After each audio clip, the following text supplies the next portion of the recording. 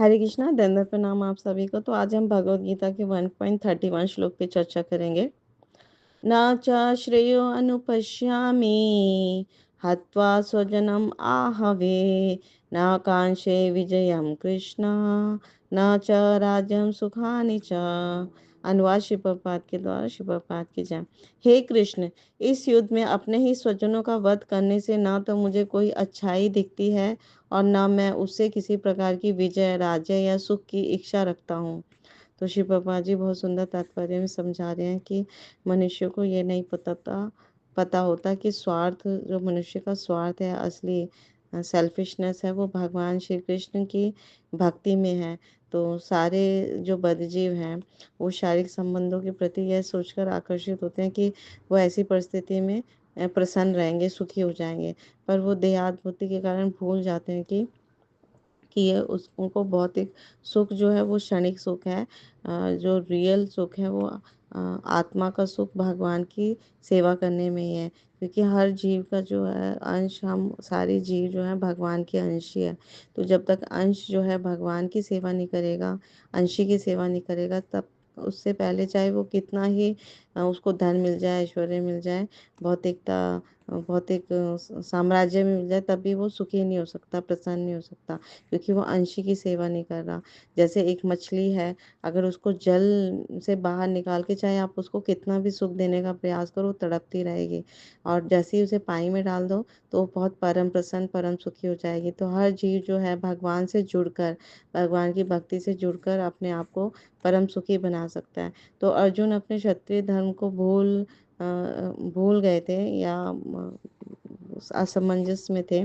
तो ये प्रभुपाद जी आगे कह रहे हैं कि दो प्रकार के जो मनुष्य होते हैं वो वैकुंठ में, सूर्यमंडल में प्रवेश करने के योग्य होते हैं। एक तो शक्तिशाली, एक तो क्षत्रिय और जो कृष्ण की आज्ञा से युद्ध में मरता है, और दूसरा सन्यासी जो अपना जीवन आध्यात्मिक अनुशीलन में लगा देता है। तो इस वक्त अर्जुन अपने शत्रु को मारने से विमुख हो रहे थे। तो क्योंकि वो सोच रहे थे कि अब स्वजनों को मार करके उसे जीवन में सुख नहीं मिलेगा, तो इसलिए वो लड़ने के इच्छुक नहीं थे अभी। तो जैसे कि भूख ना लगने पर कोई भोजन ना बनाने को तैयार होता है, ना खाने को, है ना। तो अब वो उन्होंने एक निश्चय कर लिया कि वो निराशापूर्ण जीवन वन में जाके एकांत में रहेंगे।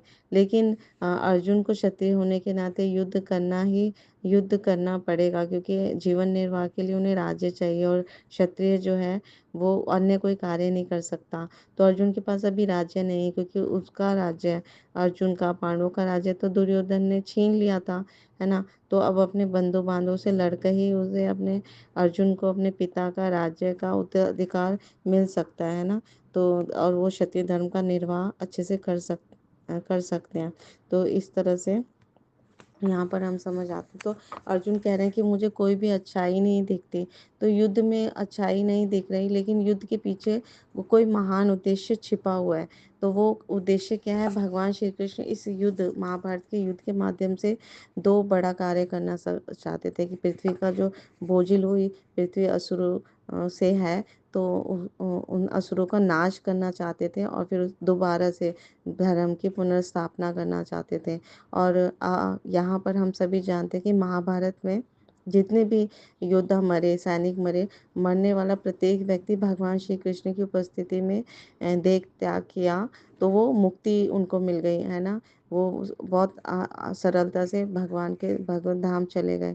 तो और भगवान ये भी चाहते थे कि दुर्योधन जो है वो, उसको राज्य ना मिले, क्योंकि जो दुर्योधन है वो बहुत ही ज़्यादा दुष्प्रवृत्ति का था। और एक ही शिक्षा, द्रोणाचार्य से शिक्षक से, एक ही गुरु से शिक्षा प्राप्त करने के बाद भी वो, उसके अंदर कुछ भी विनम्रता नहीं थी, विनम्रता से विहीन था।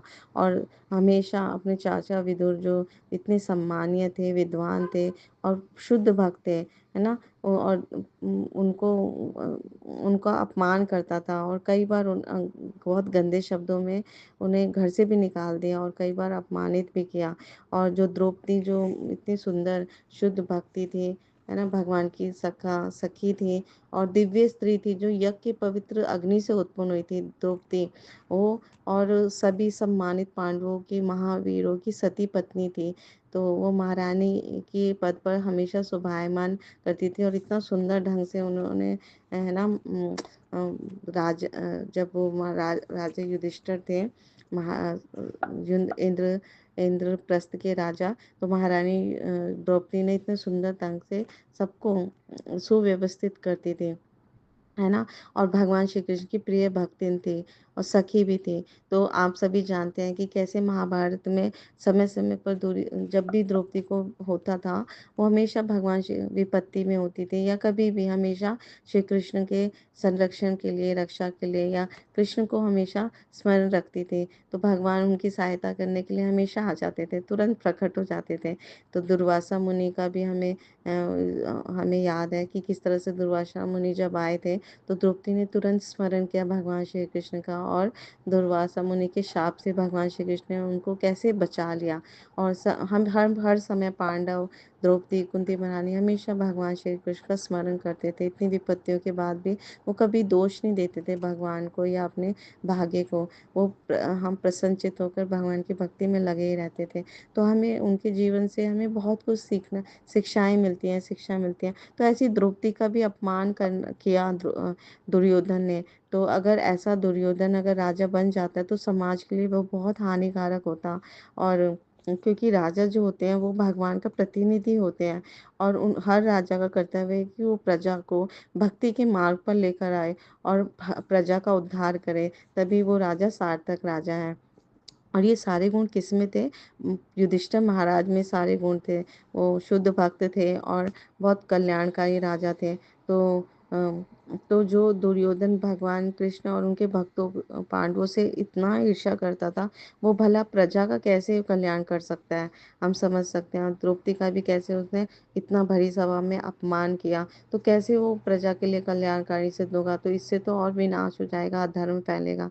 तो इसलिए भगवान की इच्छा थी कि इस महाभारत का युद्ध हो और धर्म का फिर से स्थापना हो, युधिष्ठिर महाराज राजा बने, सम्राट बने। तो लेकिन अभी अभी अर्जुन को कुछ भी अच्छा नहीं दिख रहा। वो अर्जुन की तरह कभी कभी हमारा जीवन में भी ऐसा होता है कि हमें कुछ भी अच्छाई नहीं दिखती। तो उस वक्त हमें तुरंत क्या करना चाहिए? गुरु हमें गुरु का आश्रय स्वीकार कर लेना चाहिए। तो जब हमारे जीवन में प्रामाणिक आध्यात्मिक गुरु होते हैं, तो क्योंकि वो शुद्ध भक्त होने के कारण, भगवान श्री कृष्ण के शुद्ध भक्त होने के कारण हमारा सही दिशा निर्देश वो करते हैं। तो इस तरह से हम जानते हैं कि अर्जुन ने बाद में भगवान श्री कृष्ण को अपना गुरु स्वीकार करके अपना प्रश्न पूछे, और यही फिर बाद में अर्जुन की सफलता का महान रहस्य बन गया। तो हमें भी गुरु, साधु, शास्त्र की शरण ग्रहण करना चाहिए, है ना। आध्यात्मिक गुरु, प्रामाणिक गुरु की शरण ग्रहण करके उनसे आध्यात्म विद्या, भगवान श्री कृष्ण की शुद्ध भक्ति सीखनी चाहिए और अपना जीवन सफल बनाना चाहिए। तो यह महान रहस्य है हमारे जीवन का। तो इस कलयुग में गुरु, साधु, शास्त्र सभी बोलते हैं कि भगवान श्री कृष्ण की शुद्ध भक्ति हमें भगवान के पवित्र नामों का जाप करके करनी है। तो जब हम निरंतर सदैव हरे कृष्णा कृष्णा कृष्णा हरे हरे, हरे राम राम राम हरे हरे, भगवान के इन पवित्र नामों का मुख और जीवा से जाप करेंगे, है ना, कीर्तन करेंगे, तो गुरु बहुत प्रसन्न होंगे और उनकी आज्ञा का पालन करेंगे, प्रचार प्रसार में स्वयं को लगाएंगे। तो हम गुरु बहुत प्रेम देंगे और कृष्णा प्रेम इसी जीवन में हमें मिल जाएगा गुरु के माध्यम से। Thank you so much. Guru Maharaj की जय, श्री प्रपात की जय, आप सब भक्तवृंद की जय।